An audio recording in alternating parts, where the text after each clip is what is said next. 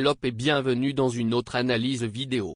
Dans cette courte vidéo, nous parlerons du président de la fédération Monsieur Zefizef et de son ignorance des affaires d'aujourd'hui. Revenons à son tout premier témoignage lors de son élection à la présidence de la fédération. On écoute, puis on traduit. هناك فئة قليلة ما زالت تحتفظ ببصيص من الأمل وتقول ما زال الملف تاعنا على مستوى الفيفا. هذا السؤال الأول. الثاني والأخير، يقال هنا وهناك أن جهيد زفزاف لقي دعما منقطع النظير من قبل الناخب الوطني جمال بالماضي. شكرا. بالنسبة لسؤالك الأول،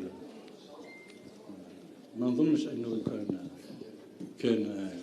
كان ملف ملموس على مستوى الفيفا من طرف الاتحاد الجزائري.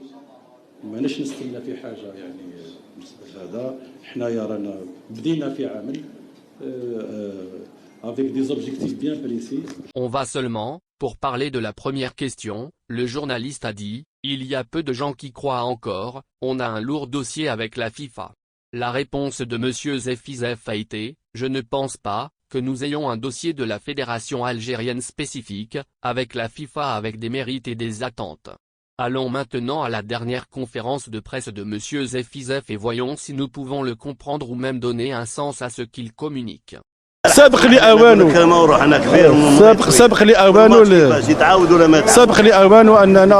أننا نتكلم في أمور اللي ما زالت ما صراتش.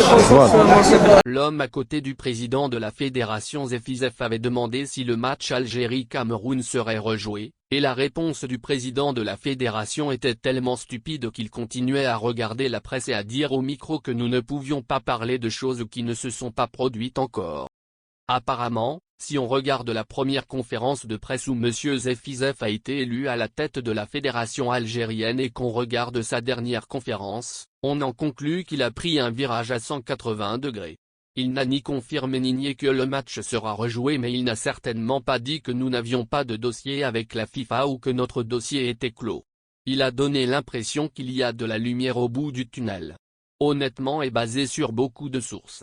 La logique dit que la FIFA a étudié le dossier en profondeur il y a longtemps et n'a pas encore pu prendre de décision définitive en raison de la sensibilité et de la gravité de l'affaire. Néanmoins, la FIFA cherche des solutions qui satisfassent toutes les parties et n'exposent pas la FIFA et ce qu'il y a dans le dossier.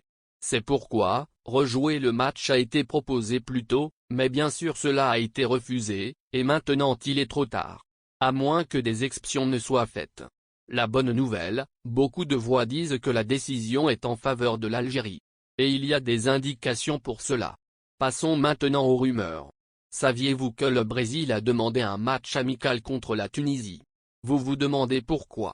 Si le Brésil se préparait vraiment pour le Cameroun, pourquoi ne pas jouer le Nigeria ou la Côte d'Ivoire?